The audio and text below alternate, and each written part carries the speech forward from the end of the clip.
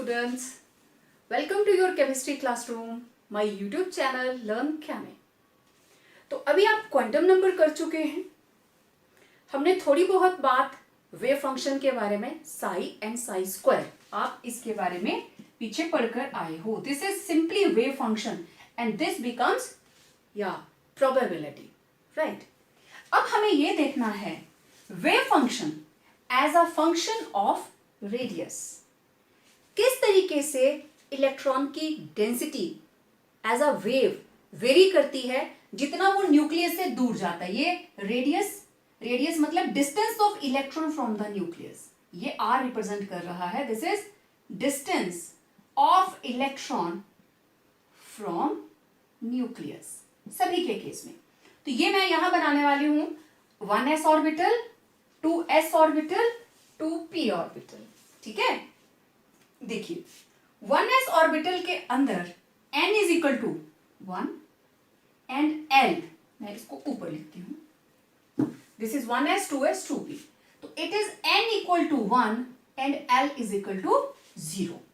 तो wave function as a function of distance from the nucleus, तो ये इस तरीके से ग्राफ बनता है। This graph is like this, ये इस तरीके से जैसे जैसे हम डिस्टेंस बढ़ता जाएगा इसका जो वेव फंक्शन है वो उसकी वैल्यू कम होती जाएगी, right.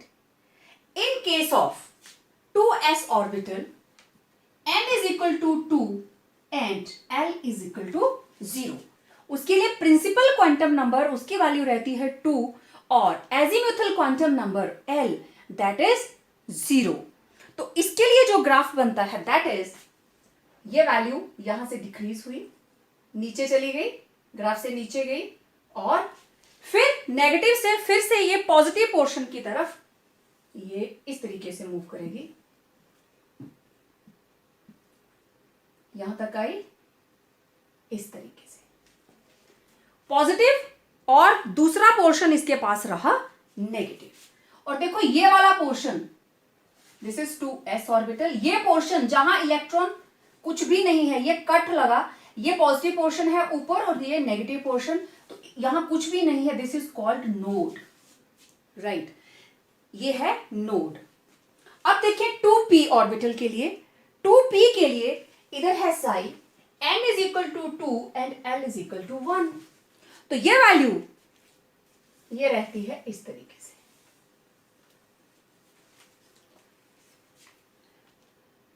Wave function, radial wave function as a function of distance of electron from the nucleus। तो ये आपके सामने वेव फंक्शन ड्रॉ किए गए हैं, क्योंकि वेव है ना, पॉजिटिव भी होगी नेगेटिव भी होगी, और कोई ऐसा पोर्शन जहां से वो कट कर रही है वहां इलेक्ट्रॉन के आने का बिल्कुल भी पॉसिबिलिटी नहीं है। ओके, अब देखो इसको मैंने चेंज कर दिया, जब साई को मैंने कन्वर्ट कर दिया साई स्क्वायर में, देन व्हाट विल हैपन। अब मैंने यहां पे ले लिया साई स्क्वायर और इधर रेडियस, सेम चीज, फर्क क्या, साई की जगह पे ले लिया मैंने साई स्क्वायर। और जब हमने श्रोडिंगर वेव इक्वेशन की थी तो मैंने आप लोगों को बताया था that psi square it is probability, ठीक है। तो ये है probability, now it becomes probability of finding an electron. तो देखिए 1s it remains as it is, इसको कोई फर्क नहीं पड़ता। दिस इज फॉर 1s, ये मैंने कॉमन लिखा, ऊपर भी सेम और नीचे भी सेम, ठीक है।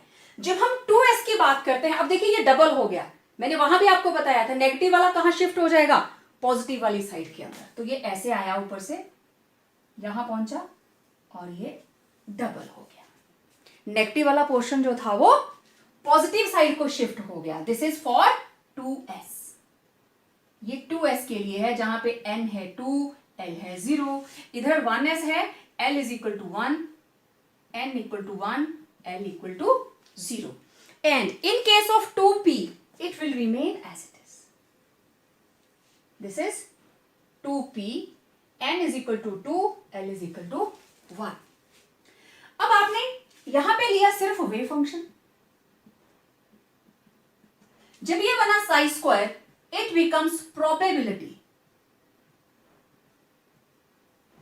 ये बन गया प्रोबेबिलिटी। यहां पे नोड है और देखो इस जगह पे भी ये वाला portion, this is also node, और इधर क्या है, radius, distance of electron from the nucleus. Node वो एरिया होता है जहां इलेक्ट्रॉन के पाए जाने की प्रोबेबिलिटी 0, इस जगह में इलेक्ट्रॉन हो ही नहीं सकता। क्यों नहीं होता?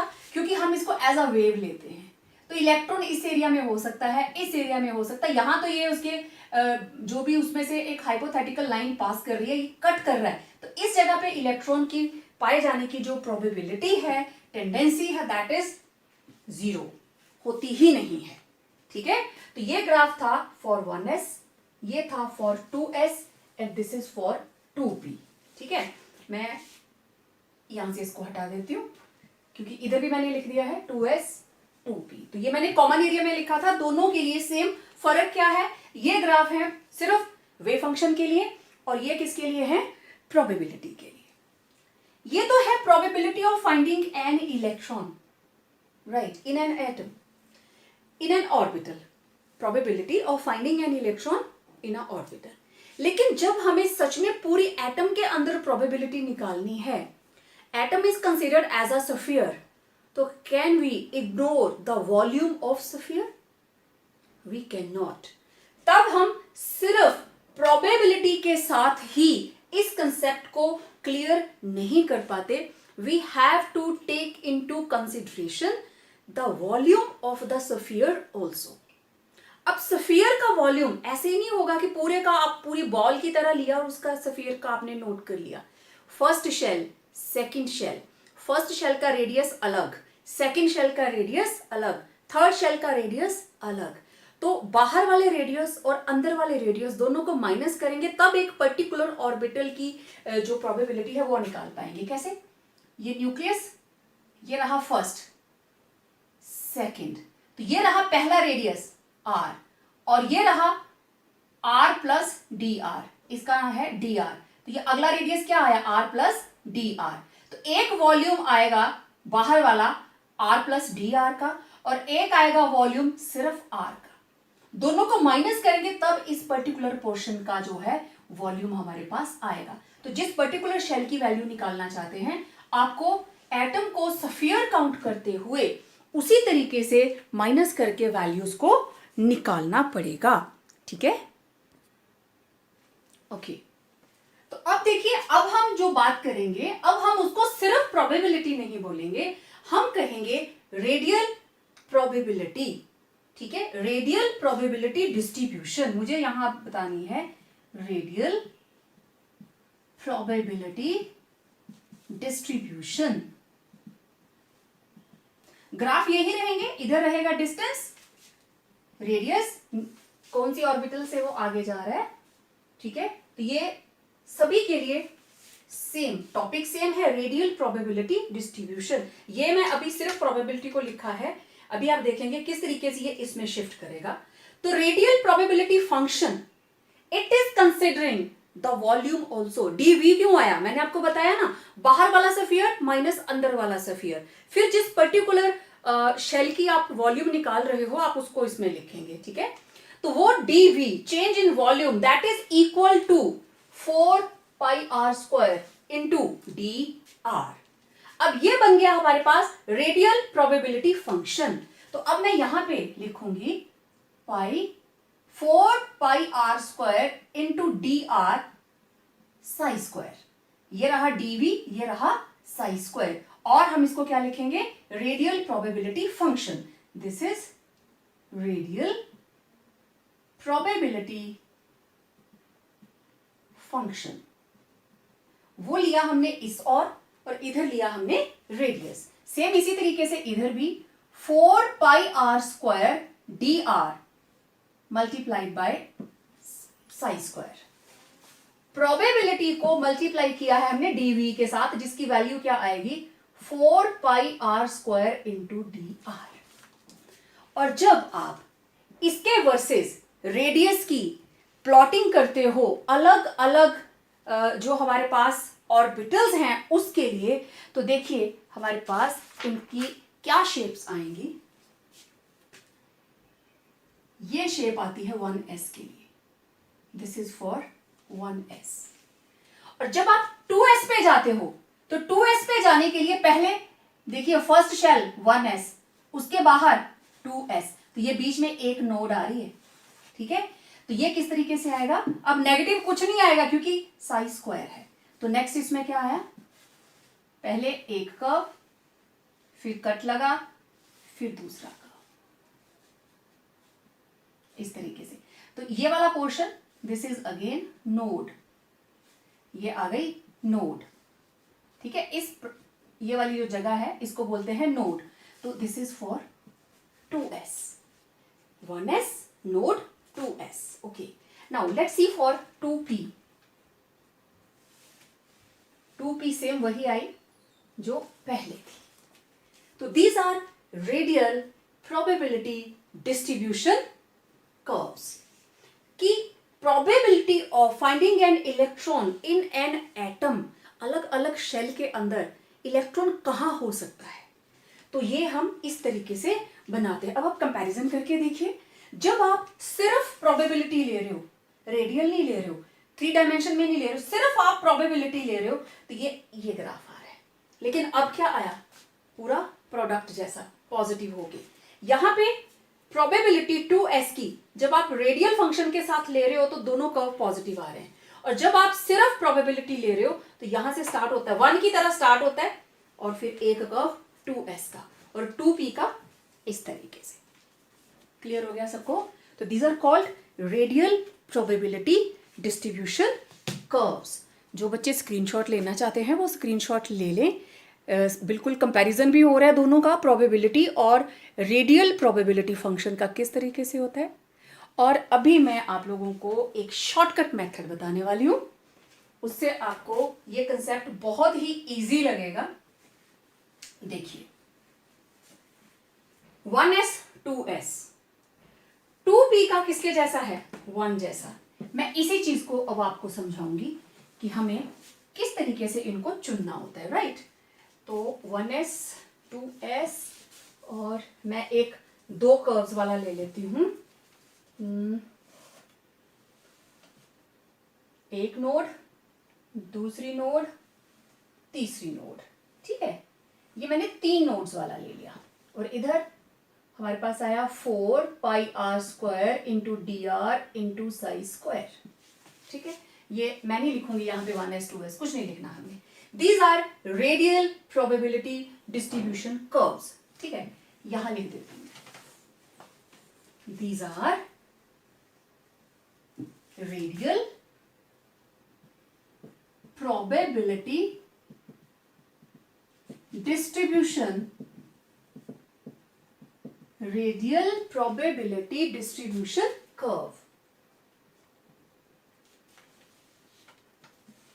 तो इधर हमने क्या लिया है, रेडियल प्रोबेबिलिटी फंक्शन, ठीक है। This is 4 pi are square into D R into psi square, this is known as radial probability function.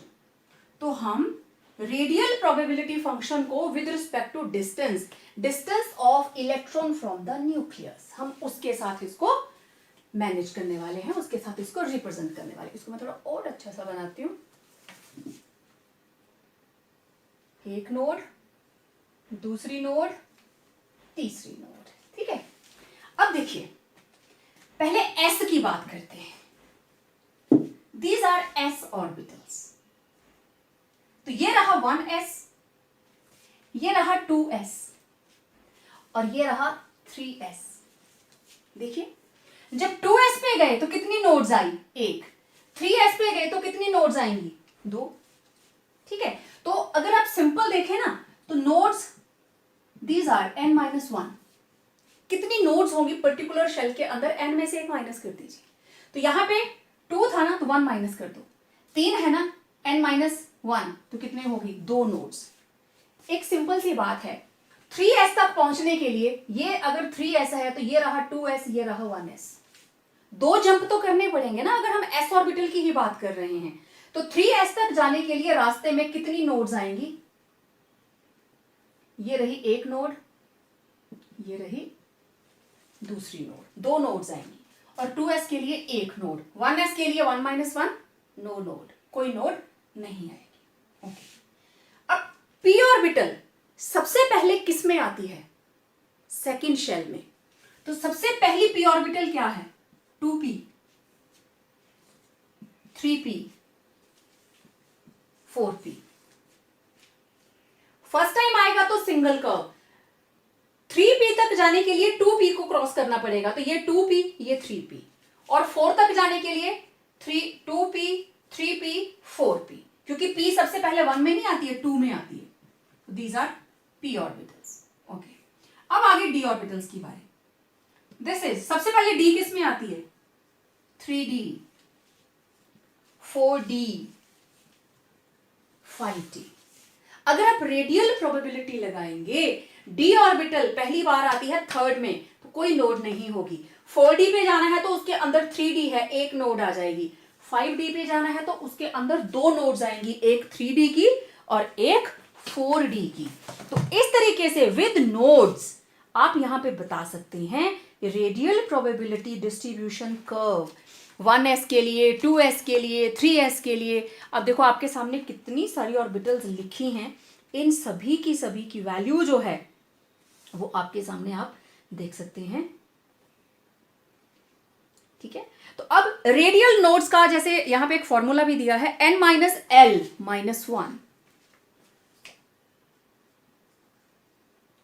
n - l - 1। 1s के लिए देखें, n कितना है? 1, l कितना है? 0 - 1, क्या आंसर आया? 0। 2s के लिए देखें, 2, l, 0 - 1, कितना आ गया भाई? 1, एक नोड आ गई। 3s के लिए देखें, n कितना है? 3, l कितना है? 0 और -1, 3 - 1 कितना आ गया? 2, कितनी नोड्स आ गई? 2। तो नोड्स को निकालने का आप सिंपल सा, स्फेरिकल नोड्स निकालने का सिंपल सा फॉर्मूला है आपके पास, n - l - 1। तो आप आसानी से यहां पे नोड्स को कैलकुलेट कर सकते हैं। Radial nodes n - l - 1। और अगर आपको टोटल नोड्स देखनी हो, टोटल नोड्स कितनी है? It is n - 1। देखो एक एक नंबर के क्वेश्चंस में बहुत कुछ पूछा जाता है। आपसे पूछा जाता है calculate total number of nodes, तो दोज विल बी n - 1। अगर आपको चाहिए रेडियल नोड्स, तो लेफ्ट में जो लिखा है n - l - 1, ठीक है।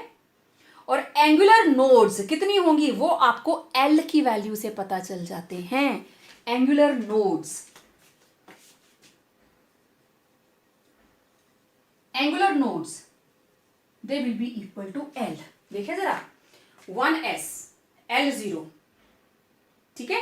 एंगुलर नोड p के लिए 1 होती है, तो जब p के अंदर जाएंगे तो हमारे पास नोड्स 1 आ जाएगी उसकी, ठीक है। तो एंगुलर नोड्स को हम l से डिनोट करेंगे। These are total nodes and these are spherical nodes. Spherical nodes, तो ये आपके बहुत सारे एक एक नंबर के क्वेश्चंस को कवर करता है, ठीक है। तो आप जैसे यहां तो मैंने सिर्फ s की वैल्यूज निकाली ना, देखो जरा 5d या 4d की वैल्यूज निकाल के देखते हैं, ठीक है। 4d के लिए स्फेरिकल नोड, n कितना है? 4, l कितना है? 2 - 1, 4 - 3 = 1, आ गई ना एक नोड। 5d के लिए देखें, n कितना है? 5, d कितना है? 2 - 1, 5 माइनस कितना हो गया? 5 - 3 = 2, आगे 2 नोड्स। आप किसी को भी सॉल्व कर लीजिए, किसी को भी सॉल्व कर लीजिए, जिसकी भी वैल्यू निकालना चाहते हैं। 3p की निकालनी है, 3p, n कितना है? 3, p कितना है? 1 - 1, 3 - 2 1, आगे नोड देख लीजिए, एक ही है। तो इस चीज को अगर आप वीडियो के साथ साथ नोट करेंगे ना, तो आप हर चीज को अंडरस्टैंड करेंगे। मैंने यहां पे सॉल्व करके बता दिया ना, number of nodes, these are number of nodes. ये रहा formula, spherical nodes n - l - 1, बस वैल्यू पुट करते जाइए। 1s, 2s, 3s की मैंने निकाल के बता दी। आप 2b की निकालो, 3d की निकालो, देखें जरा n कितना है 3, d कितना है l, d का मतलब 2, क्योंकि 0 1 2 3 s p d f, तो l की वैल्यू 2 किसके लिए है, d के लिए, -1 0, देख लो कोई नोड नहीं। तो these are radial probability distribution curves. तो यहां से आप नोड्स निकाल सकते हैं, किसी की भी आप टोटल नोड्स निकाल लीजिए, आप स्फेरिकल नोड्स निकाल लीजिए, और पेपर के अंदर इसी तरह के ही क्वेश्चंस आते हैं। ठीक है, अब आपके लिए घर का काम, राइट। अब जिन बच्चों ने यहाँ पे स्क्रीनशॉट लेना है, कईयों ने तो ले भी लिया होगा, ठीक है, सबने नोटिस कर लिया होगा मेरे ख्याल से। तो अब मैं आपको घर का काम इसमें देती हूँ, जो आपने टेबल मुझे कंप्लीट करके भेजना है। ओके, तो calculate number of nodes, number of nodes in 1s 2s 3s 2p 3p 4p 3d, okay 5p भी ले लो, 5p 3d 4d 5d। ठीक है, निकालना कैसे, 1s, इधर फॉर्मूला लिखो, सारी वैल्यूज पुट करके नंबर ऑफ नोड्स, यहाँ पे आंसर निकालना है। तो ऐसे करके टेबल जो है वो आपका पूरे का पूरा टेबल मेंटेन हो जाएगा। और फॉर्मूला आपको लगाना है, आप कोई सा भी लगा लीजिए, चाहे आप रेडियल नोड्स का लगाओ, चाहे आप स्फेरिकल नोड्स का निकालें। ठीक है, रेडियल नोड्स और spherical node one and the same thing. तो आपको नंबर ऑफ नोड्स इन सभी ऑर्बिटल्स का टेबल बनाकर मुझे भेजना है और फॉर्मूला लगाकर निकाले, जैसे मैंने पीछे आपको निकाल के दिखाया ना, तो फॉर्मूला लगाकर इसको निकालें। ठीक है, तो आज आपने सीखा रेडियल प्रोबेबिलिटी डिस्ट्रीब्यूशन कर्व, और नेक्स्ट हम बात करेंगे किसके बारे में, शेप्स ऑफ ऑर्बिटल्स के बारे में। Okay, now let us talk about shapes of orbitals. हम बात करेंगे एस, पी और डी ऑर्बिटल्स के बारे में। ठीक है, तो without wasting time let us talk about S orbitals, shapes of S orbitals. तो पहली बात, these are spherical in shape like a sphere. Okay, for S subshell L is equal to 0, therefore M is also equal to 0. तो देखिए एक value I, only one value, M is equal to 1, तो it is having only one orientation, direction कोई नहीं होगी, it is directionless, तो it is having only one value, that is spherical around the circle. ये रहा nucleus और ये रही first shell, this is 1s। तो अब इलेक्ट्रॉन के पाए जाने की प्रोबेबिलिटी वो इस पूरे एरिया में है। ये जो मैं डॉट्स बना रही हूं, these dots are not representing number of electrons, these are probable positions which an electron can have. तो this is 1s। अब देखिए x axis, y axis, z axis, कोई डायरेक्शन नहीं है, सारी तरफ को, तीनों डायमेंशंस को कवर कर रहा है, it is having only one value, एक ही तरह की ओरिएंटेशन है। ठीक है, अब मैं 2s की बात करूं, तो ये रहा न्यूक्लियस, ये रही फर्स्ट शेल। ठीक है, इस फर्स्ट शेल के अंदर ये रही प्रोबेबिलिटी। ओके, देन ये रहा सेकंड शेल, लेकिन अब प्रोबेबिलिटी यहां नहीं आएगी, there will be a area जहां पे बिल्कुल भी प्रोबेबिलिटी नहीं होगी, और इस पोर्शन में एक रिंग आपने अंदर देखा ना, that is this is 1s, और नेक्स्ट रिंग जो है वो है बाहर, उससे बाहर। तो this is the structure of 2s। अब ये वाला जो पोर्शन है, दिस इज कॉल्ड नोड और नोडल प्लेन। नोड्स क्या होती हैं? जिस जगह पे इलेक्ट्रॉन के पाए जाने की प्रोबेबिलिटी जीरो है, राइट, जीरो है। जैसे हमने 1s 2s, ये था 1s और इसका प्रोबेबिलिटी कर्व ये था, ये रहा 2s, और आपको पता है इसका radial probability Sai square into जो हमारे पास था dv, ठीक है, मैं पूरी वैल्यू नहीं लिख रही हूं, pi square Sai square into dv radius, तो वो क्या था? ऐसे। और ये वाला जो पोर्शन है ना नोड, ये है, दिस इज द एरिया, कि ये प्रोबेबिलिटी आई, देखो न्यूक्लियस के अराउंड, यहां से चले बढ़ती गई फिर खत्म हो गई, यहां से गए एक पीक तक पहुंची, बढ़ती गई फिर खत्म हो गई। यहां पे 1s में एक ही पीक है, खत्म, यहां तक पहुंची और उसके बाद में यहां तक मैक्सिमम, फिर यहां पहुंच के खत्म, तो एक ही पीक, एक हाइट तक पहुंची और उसके बाद खत्म। यहां पे एक पीक को क्रॉस किया, फिर सेकंड पीक आ गई, और सेकंड पीक पहले वाली पीक से बड़ी है, तो आप देख लीजिए सेकंड शेल का साइज फर्स्ट शेल से बड़ा है। इसी तरीके से अगर आप थर्ड शेल की बात करते हो तो ये रहा फर्स्ट सर्कल, ठीक है, और ये रही हमारी सेकंड बाउंड्री,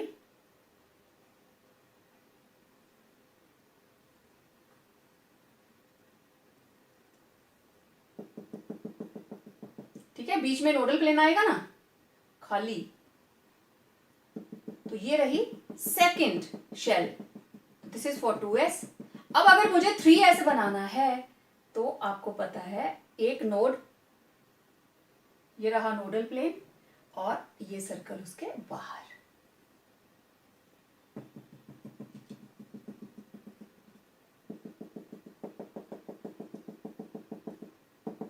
तो ये आपको तीनों रिंग्स अलग अलग से, तीनों रिंग्स सेपरेटली विजिबल हो रहे हैं, देख लीजिए।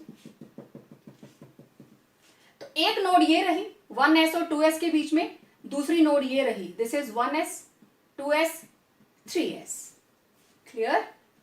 तो यहां इसका जो कर्व बनता था 1 2 3, क्योंकि ये देखो इसकी डेंसिटी सबसे कम, इसकी उससे ज्यादा, इसकी उससे ज्यादा, तो आप देख सकते हो 1s 2s 3s। तो रेडियल प्रोबेबिलिटी डिस्ट्रीब्यूशन का ये बेनिफिट रहता है। तो these are the shapes of s orbitals, clear सबको। अब नंबर ऑफ नोड्स, आपने पीछे टेबल बनाया है इनको कैलकुलेट करने का, आपको अच्छे से पता है हम कैसे इसको कैलकुलेट करते हैं। तो सारे के सारे नोडल प्लेन्स भी आपको अलग से नजर आ रहे हैं, ठीक है। तो ये first shell 1s orbital, second shell की 2s ऑर्बिटल, थर्ड शेल की 3s ऑर्बिटल। अलग अलग शेल की अलग अलग ऑर्बिटल्स की हमने बात की, अभी सिर्फ जो s ऑर्बिटल है हमने उसकी शेप की बात की। तो I think it is quite visible for you people, और आपने साथ साथ में बना भी लिया होगा।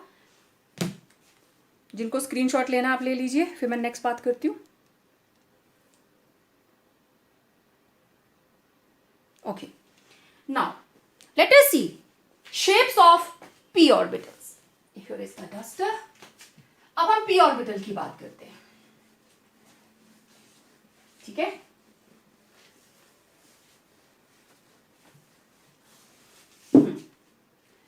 फॉर p ऑर्बिटल इसकी शेप रहती है डंबल शेप, डंबल देखे ना आप लोगों ने, dumbbell shape.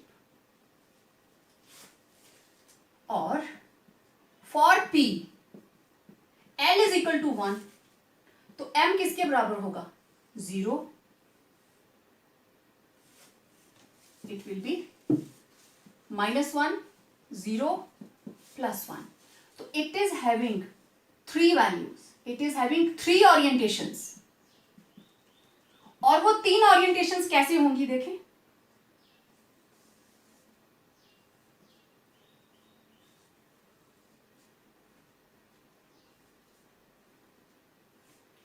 These are x axis, y axis and z axis. तो ये डंबल ऐसे, this is along x axis. अब ये 3 ओरिएंटेशंस है ना, तो 3 ओरिएंटेशंस क्या क्या आई? px, py, pz, ठीक है।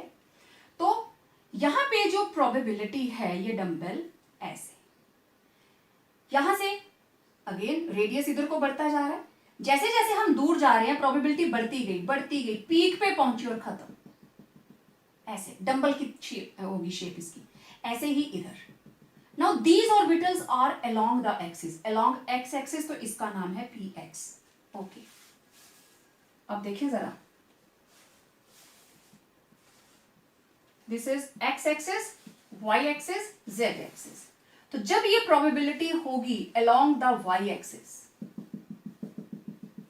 तो इसे हम क्या बोलेंगे, दीज आर पी वाई। और जब ये प्रोबेबिलिटी होगी along the Z axis,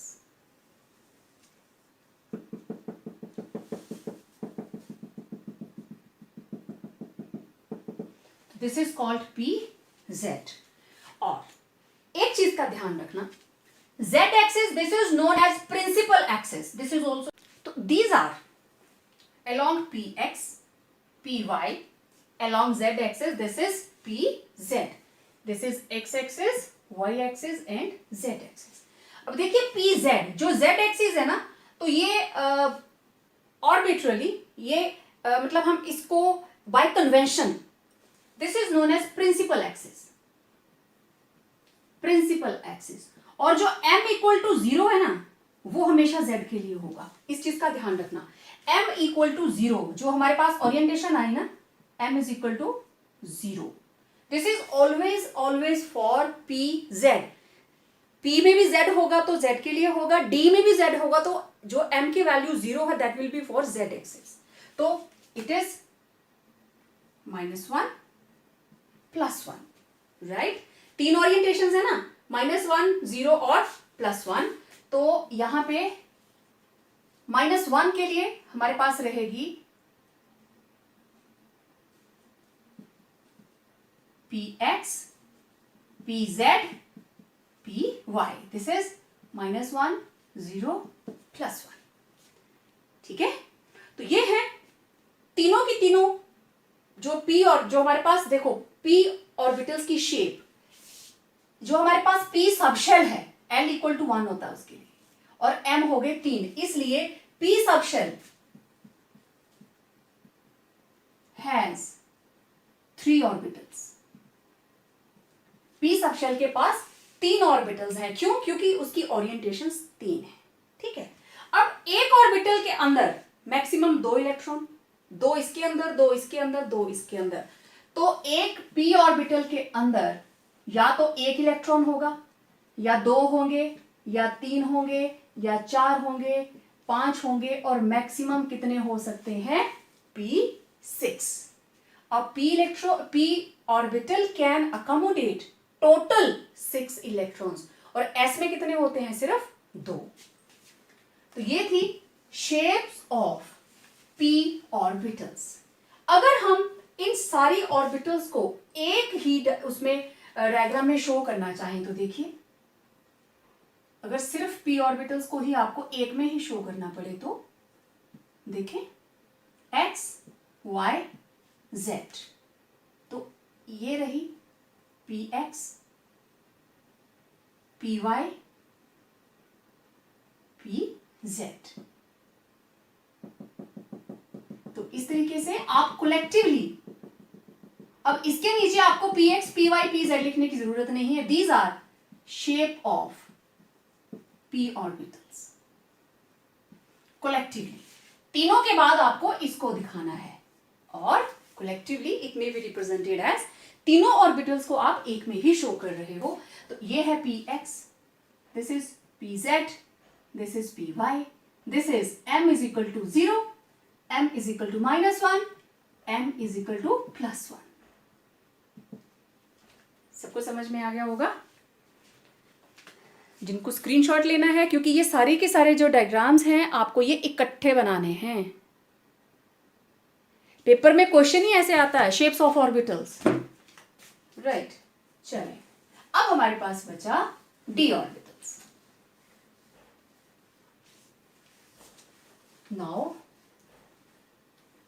shapes of d orbitals.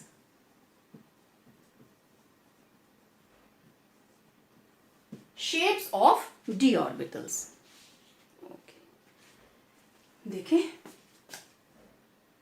Again these are, अगर आपको सिर्फ शेप पूछी जाती है तो again dumbbell shape. For d subshell L is equal to 2, क्योंकि फिर से मैं बता देती हूं, L is equal to 0 1 2 3, this is S P D F, right. तो D के लिए L आया 2, L 2 है तो M माइनस से स्टार्ट करेंगे, -2 -1 0 +1 +2, ठीक है. अब देखिए हमारे पास जो d ऑर्बिटल्स हैं वो कितने तरह की हैं. दीज आर ऑफ 5 टाइप्स, 5 तरह की हैं, ठीक है. पांचों के नाम अलग अलग लिखूंगी और ये जो वैल्यूज हैं ये हमारे पास 5 आ गई, 1 2 3 4 और 5. तो d orbital has, d subshell has कितनी, 5 ऑर्बिटल्स. तो टोटल इलेक्ट्रॉन्स कितने होंगे, total electrons in d subshell 10. d can accommodate up to d1 to d10, d1 d2 d3 d6 d7, maximum d10. क्यों, क्योंकि इसके अंदर 5 ऑर्बिटल्स हैं और एक ऑर्बिटल में आते हैं 2 इलेक्ट्रॉन्स. क्लियर? ओके. नाउ मैं यहां से स्टार्ट करती हूं. आप लोगों ने भी ऐसा ही करना है. पहले सिर्फ लाइंस लगा के रखेंगे आप. ये 2 ग्राफ तो इधर बन जाएंगे, ठीक है, और 3 मुझे इधर बनाने हैं. तो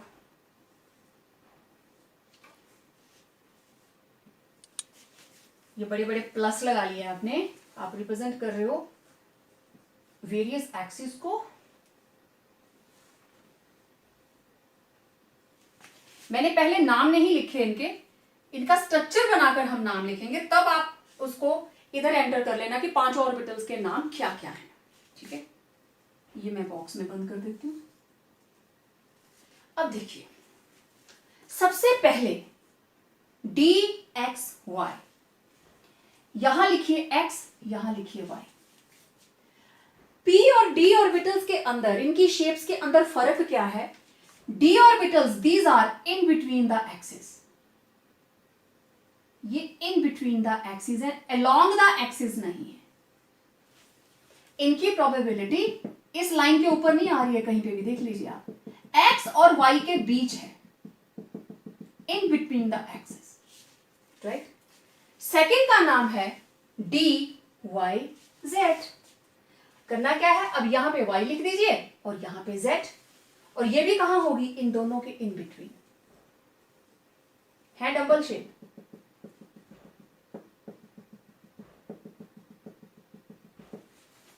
ठीक.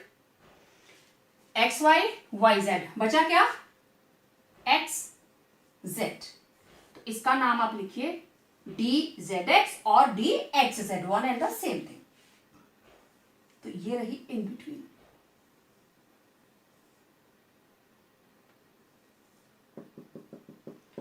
ये मैंने जो 3 बनाई हैं, आप देखिए इन तीनों की शेप बिल्कुल सेम है. हमने सिर्फ एक्सिस का नाम बदला, पोजीशंस भी सेम. इसका नाम है एक्स वाई तो एक्स वाई लिख दिया, वो है वाई जेड तो वाई जेड लिख दिया, ये है जेड एक्स तो आपने एक्स और जेड लिख दिया. ठीक है.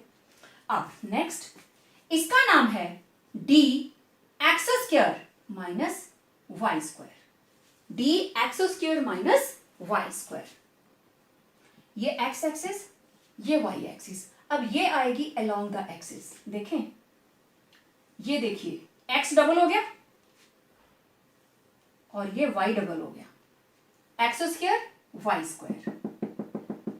तो इसका नाम d x square d y square. Okay. अब आई हमारे पास लास्ट, इसका नाम है d z square. This is x axis z axis और ये होगी along the z axis. Not only this, इसके साथ इस तरीके से एक रिंग उसको कवर करती है। जैसे ये मान लीजिए हमारे पास d ऑर्बिटल और ये ऐसे कर्व और ये इसको ऐसे इस तरीके से, ठीक है, अराउंड उसके रहती है, इस तरीके से उसने कवर किया हुआ है। मतलब प्रोबेबिलिटी इन लोब्स में तो है ही है, और इसका जहां पे नोडल प्लेन है उसके अराउंड भी एक रिंग है, ऐसे बिल्कुल उसको सराउंड कर रही है, उसमें भी प्रोबेबिलिटी रहती है। मैं आपको थोड़ा और क्लियरली बताती हूँ। लाइक ये एक लोब, ठीक है, ये ब्लू पोर्शन एक लोब, ये ऊपर वाला पोर्शन दूसरी लोब, ठीक है, और I am holding this ring. तो ये रिंग ये रहा, ऐसे हो गया और ऐसे, आधा ऊपर आधा नीचे, इस तरीके से, ठीक है, ऐसे उसको कवर करेगी। तो एक चीज और देखिए, जहां जहां पे ये कर्व इधर प्रोबेबिलिटी बढ़ती गई बढ़ती गई बढ़ती गई, फिर खत्म, इधर से आए प्रोबेबिलिटी बढ़ते बढ़ते खत्म। ये वाला एरिया दिस इज नोड, ये वाला एरिया नोड, ठीक है, ये नोड, ये प्लेन के अराउंड इसको कवर दे रहा है। इस नोड पे जिस जगह पे ये क्रॉस कर रहे हैं एक दूसरे को, यहां पे इलेक्ट्रॉन बिल्कुल भी प्रोबेबिलिटी नहीं दिखाता, यहां इलेक्ट्रॉन कभी हो ही नहीं सकता। तो ये चीज आई क्यों? Again remember, probability it is as a function, it is a wave function of movement of electron in 3 dimension. Probability as a function of presence of electron, probability of electron, ठीक है। तो वेव फंक्शन है, wave character up भी है down भी है, तो जिस जगह पे वो ओरिजिन को काटेगा यहां पे इलेक्ट्रॉन हो ही नहीं सकता, ठीक है ना। तो ये भी सेम चीज, वेव फंक्शन से ही तो हमने इनको डिराइव किया है। Okay, now -1 -2 +2 +1, z square, again this is principal axis और इसके लिए m होगा 0, ठीक है, और x square -y square it will be for -2, then x square -y square it will be +2 और zx इट इज हैविंग -2, ठीक है। वापस चलें, दोनों extreme +2 -2, then xy this is -1, this is +1, m की वैल्यू, ठीक है। X square minus y square, ये जो दोनों अलग हैं ये 0 और इसकी maximum x square minus y square it is having maximum, क्यों? क्योंकि अलोंग द एक्सिस है, बाकियों का फर्क नहीं पड़ता। तो आपने देखा d orbitals, d subshell, it is having 5 types of orientations on the basis of value of L, ranging from -2, -1, 0, +1 and +2. तो total electrons in d subshell 5 orbitals है, तो electrons can be 10. कैसे? d1 से लेके d10 तक।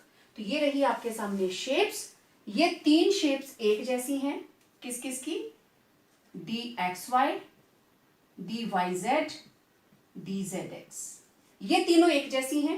X square minus y square and dz square, these are different. ये तीनों ही इन बिटवीन द एक्सिस हैं और ये दोनों अलोंग द एक्सिस हैं, राइट। तो ये थी शेप्स ऑफ डी ऑर्बिटल्स। अब आपने तीनों तरह की ऑर्बिटल्स कर ली। एफ ऑर्बिटल की शेप्स हमारे सिलेबस में नहीं है और एक एनिमेशन शेयर करूंगी मैं आप लोगों के साथ, इसके 3 डायमेंशनल जो स्ट्रक्चर्स हैं पी और डी ऑर्बिटल और एस ऑर्बिटल्स के। अब देखें, this is orbital, subshell, orbital and number of electrons. S subshell, S subshell तो L की वैल्यू 0 तो M की वैल्यू भी 0, तो यहां कर देती हूं S means L is equal to 0, तो M is equal to 0। Number of orbitals कितनी आ गई हमारे पास? 1। तो टोटल नंबर ऑफ इलेक्ट्रॉन्स हमारे पास S ऑर्बिटल के अंदर कितने आएंगे? 2। अब ये S 1s है, 2s है, 3s है, दैट हार्डली मैटर्स, लेकिन s ऑर्बिटल के अंदर इलेक्ट्रॉन हमेशा कितने आएंगे? 2। तो टोटल इलेक्ट्रॉन क्या रहेंगे? या तो s1 या s2। तो टोटल s 1 से लेकर 2 तक, टोटल 2 इलेक्ट्रॉन्स। ठीक है, तो मैं इसको ऐसे लिख सकती हूं, नंबर ऑफ इलेक्ट्रॉन्स s 1 से लेके 2, टोटल 2। ठीक है, 1 ऑर्बिटल और 2 इलेक्ट्रॉन मैक्सिमम इसके अंदर रह सकते हैं। फिर आई हमारे पास सबशेल है p। p के लिए l की वैल्यू है 1, तो m की वैल्यू क्या हो सकती है? -1, 0 और +1। ठीक है, तो ये टोटल कितनी आई? 3। और 3 ऑर्बिटल्स ये कौन कौन सी हैं? px, py, pz। z है 0, -1, +1। ठीक है, टोटल आ गई 3 ओरिएंटेशंस, 3 ऑर्बिटल्स। और देखिए p में कितने इलेक्ट्रॉन हो सकते हैं? 1 से लेकर 6 तक, तो टोटल 6। क्लियर हो रही है बात? 2 इसमें, 2 इसमें, 2 इसमें, टोटल 6। मिनिमम 1 हो सकता है, मैक्सिमम 6 हो सकते हैं। किसमें? पूरी की पूरी p सबशेल में, तीनों ऑर्बिटल्स को मिलाकर। एक p subshell it can accommodate up to number of electrons in subshells. s subshell में मैक्सिमम 2, p सबशेल में 3 ऑर्बिटल्स हैं, तो टोटल 6 इलेक्ट्रॉन्स। d में देखें l इक्वल टू 2, तो m क्या हो सकता है? -2, -1, 0, +1, +2, टोटल 5 ओरिएंटेशंस। तो 1, 2, 3, 4, 5। d सबशेल के अंदर टोटल 5 ऑर्बिटल्स हैं और इनके नाम आपको पता है, dxy, dyz, dzx, dx² - y² and dz²। 0, -2, then -+2, -1, +1, -2। ठीक है, तो इस तरीके से टोटल 5। तो मैक्सिमम d के अंदर कितने इलेक्ट्रॉन आ सकते हैं? 1 से लेके 10 तक। मिनिमम पहली ऑर्बिटल में होगा 1, मैक्सिमम सबके मिला लेंगे तो टोटल कितने हो जाएंगे? 10। ठीक है, इसी तरीके से f orbital l equal to 3, तो m की वैल्यूज आ जाती हैं -3, -2, -1, 0, 1, 2, 3, टोटल 7। तो 1, 2, 3, 4, 5, 6, 7, these are f orbitals, total 7। तो टोटल इलेक्ट्रॉन 1 से लेकर 14। These are the maximum electrons। ये आपको आगे काम आने वाले हैं, मैं इसलिए यहां ये टेबल बना के आपको दिखा रही हूं। जब हम कॉन्फ़िगरेशन लिखेंगे ना, तो इसको हम वहां पे यूज करेंगे, इस पूरे के पूरे मेथड को। किस ऑर्बिटल में मैक्सिमम कितने इलेक्ट्रॉन आ सकते हैं? तो s के अंदर ओनली 2, p के अंदर 1 to 6, d के अंदर 1 to 10 और f के अंदर 1 to 14 सामने लिखे हैं मैंने। तो these are maximum and minimum number of electrons that a subshell can accommodate. Remember, these are the number of electrons in subshell or an orbital. It can accommodate only 2 electrons. अगर p orbital आता है, p orbital कितनी होगी? 1। p orbitals सारी आएंगी तो 6। इस चीज का ध्यान रखना है। एक ऑर्बिटल में मैक्सिमम 2 ही इलेक्ट्रॉन आएंगे, और उससे भी बड़ी बात, एक इलेक्ट्रॉन ऊपर को होगा अप स्पिन और एक इलेक्ट्रॉन डाउन स्पिन होगा। ठीक है, एक अप स्पिन होगा और एक डाउन स्पिन होगा। किसमें? एन ऑर्बिटल, एक ऑर्बिटल के अंदर। तो यहां पे आप देख सकते हो, हमने किया अभी total number of electrons that a subshell can accommodate. ठीक है, तो मिनिमम नंबर सभी में 1 रहता है, मैक्सिमम नंबर जितनी उसकी ओरिएंटेशंस हैं, जितनी उसमें ऑर्बिटल्स हैं, आप उसको 2 से मल्टीप्लाई कर देंगे तो वो आपके पास आ जाएंगे maximum number of electrons. Right, अच्छा, so in short, S subshell number of electrons represented as 1 to 2 means या तो होगा S1 या होगा S2. In p subshell, number of electrons may be represented as 1 to 6, means P1, P2, P3, P4, P5 or P6, right? And in d subshell, they may be D1, D2, D3 up to D10. And similarly, F में F1, F2, F3 up to F14. तो इस तरीके से हम different subshells के अंदर number of electrons को represent करते हैं उनके नंबर के बेस पे. तो इस वीडियो में इतना ही. जल्दी मिलेंगे एक और नई वीडियो के साथ. तब तक घर पे रहें, सुरक्षित रहें.